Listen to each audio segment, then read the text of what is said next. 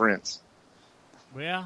Well, Prince, like you said, was an icon. Kind of like when we lost Elvis Presley. If there would have Yeah. been computers around when Elvis Presley passed away, then the internet would have been shut down because too many people would have been on it all at one time. So it could Have be you the same thing that's going on. have you guys happened to watch the HBO show Vinyl yet? Yes. Yes. They was just Oh talking my! about it. I haven't seen it because I don't have HBO.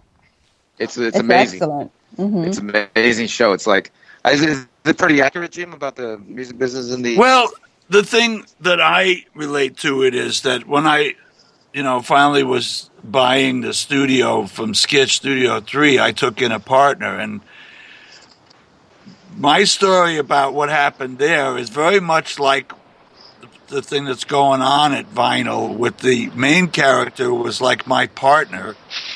And I was like,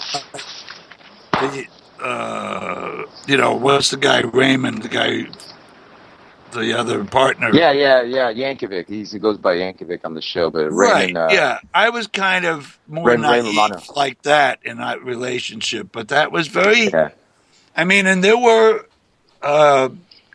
murders, there were things going on, there were My gangsters, there was all yeah. kinds of stuff going around my circle. It was, yeah. Well, my buddy Matt Kasar, he interviewed Tommy James, and Tommy James said that the label he signed with was run by the mob, and he said, but then he got a better deal, and so he said that's Roulette Records. That was my boss for a while.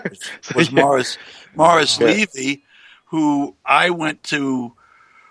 quit. I was working with Joe Vanieri was the engineer producer of the Shangri-Las and Harper Valley PTA and the Vanilla Fudge and people like that. That's his motorcycle on my boyfriend's back.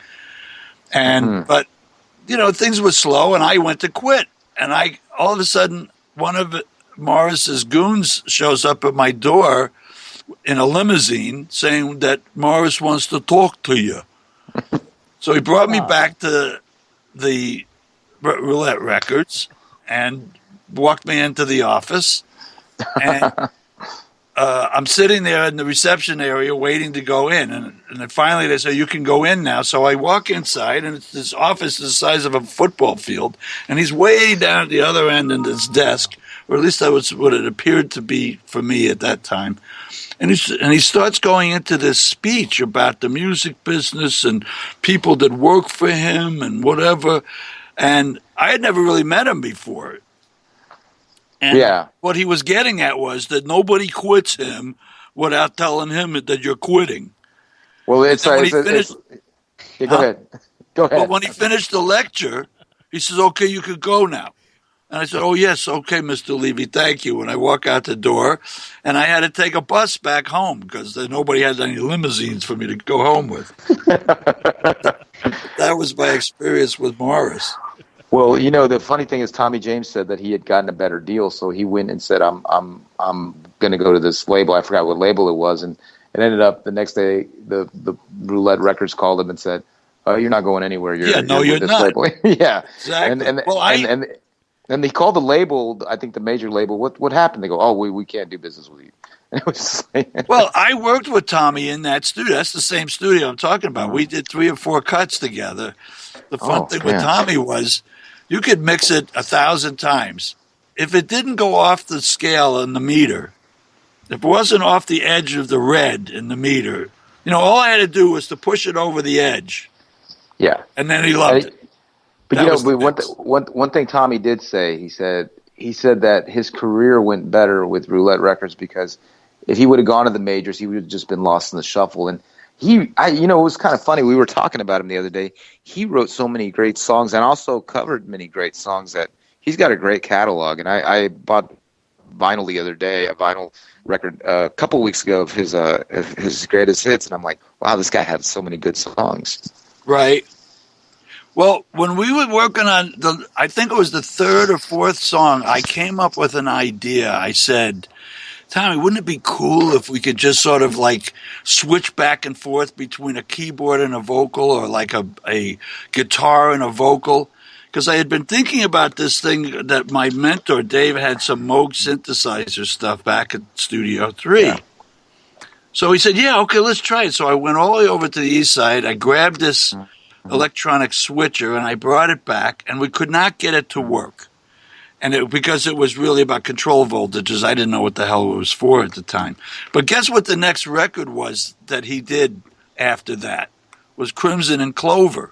Yeah. With the over. So I feel like I could take credit for giving him that idea. Yeah. Yeah, that's totally cool. Yeah. You gave him that idea? Well, it was the next record out. I didn't do the record, but and I said, wait, that was my idea. I mean, I thought it was flattering. Yeah, absolutely. So you guys want to play a song? Did you play one of David's songs yet? No, not yet. I was go ahead. Talk. Oh yeah. Hey, well, you know what? I'm actually gonna have to get going, but I appreciate you having me on the show. Well, David, it's a pleasure to have you, brother. We're gonna be playing your songs here in a few minutes. Cool. And cool. Get back in touch with me. We'll do it again. Absolutely. Lots of luck, David. Good luck. And you and Jim connect. Maybe you guys can work on something together. Absolutely. I'm totally impressed with your resume, Jim. And Tommy James, it's just such a, he's such a big influence on my music too. So it's kind of, it was kind of funny. I was having a conversation, with some of the younger people, and they, and some of their influences are like, are way different from like something that I grew up listening to. And I think, it's funny because somebody goes, I go, I like Tommy James, and it was, well, that's from your era. I go, I wasn't even living when he was around, right. But it was just like, I'm like a musical historian. I try to go back and read stories and watch documentaries, and, like my buddy, Jimmy Wilden, the one that I do to my fellow singer-songwriter, he's a big Brian Wilson fan, and his favorite record is Pet Sound. So you go. But like I said, I appreciate you having me on, and I hope people go out to CD Baby and buy my record, A Piece of Me, and that's going to be all over the place. So hopefully we'll get some stuff going, and the new David Martinez website will be launched next week. Oh, good. Piece of Me. Okay. Make sure you send me the information on that, David, and I will definitely share it, brother, on all the social media. Okay. All right. And thank you, man. For coming, brother. All right. Take care, David. You too. Okay. Bye-bye. Now we're going to go ahead and play something by Joe Cocker. Joe.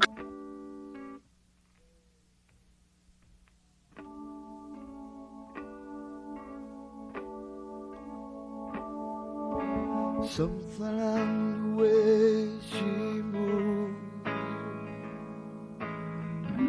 attracts me like no other love. Something in the way she moves me. I don't want to leave her now. I believe in her.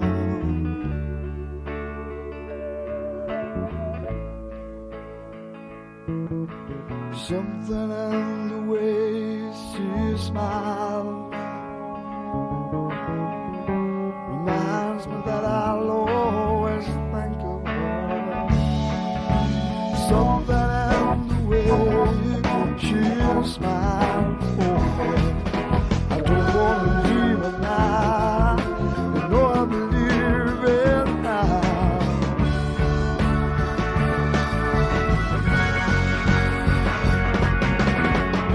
You're asking me, well, my love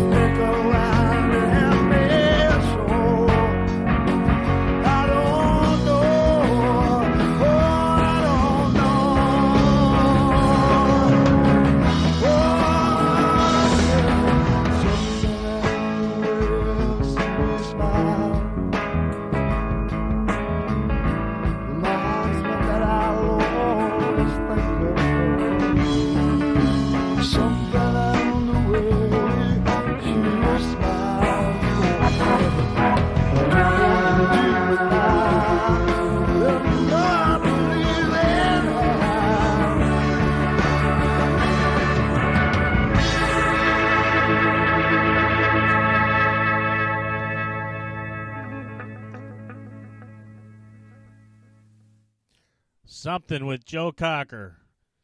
Man, I love that song. I've loved that song, and that it sounds great, Jim. Yeah, it was pretty cool, except for where it's at the last verse, I think it is. He just sort of is falling back off his feet away from the microphone. And I guess I just wasn't paying attention to it at the time. That's why they ended up taking the final take after that. So that's my outtake of it. Yeah, it's I love it. It's great. Now it's out there for the world. Thank you for sharing that. You Well, never shared that with anybody else? Not publicly, no. I have a reel called my outtakes reel. I have sessions I did with Al Cooper, with the Chambers Brothers, Don McLean. So everybody has just heard something. Joe Cocker, special version for the first and only time right here on Daddy Murr's Indie Spotlight. Thank you very much for sharing that gift with me, brother. Well, you're very welcome. If I could get this together faster here, I would get this another.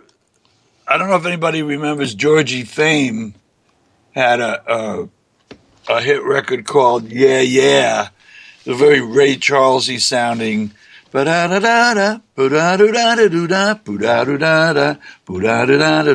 said yeah yeah, boom boom boom, that kind of thing.